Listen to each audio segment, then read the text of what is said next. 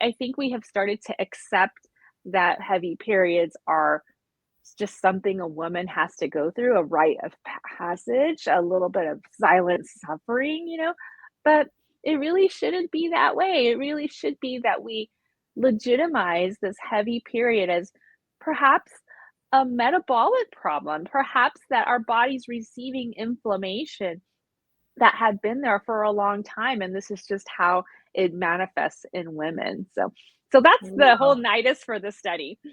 Wow, there is so much there. Firstly, I've never heard of the uterus kind of described as almost like a blood vessel, really.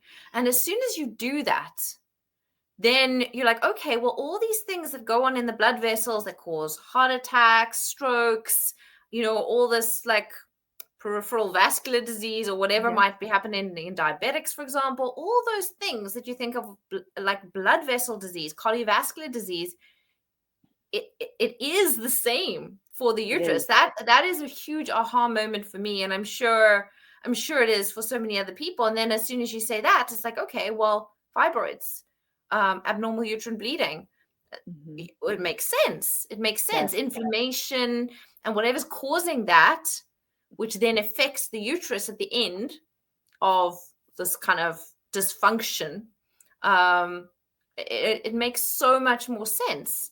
I'm surprised that I haven't heard this before, you I know? Oh, wow.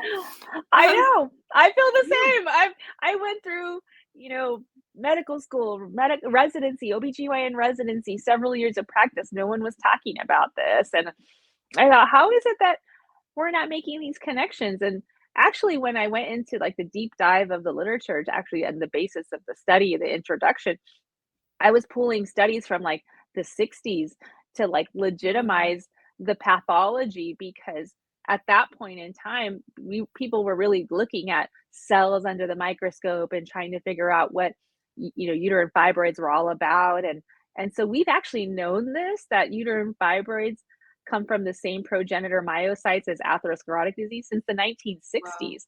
And but the thing is that like we're really We good don't at talk about that. medications and surgery, right? Like as Yeah. gynecologists, like because think about it, like by the time you get to see the gynecologist, like you're just so over bleeding, and you're so sick of your painful periods or you're the pressure of the uterine fibroids or endometrial polyps or whatever that you just want solutions, right?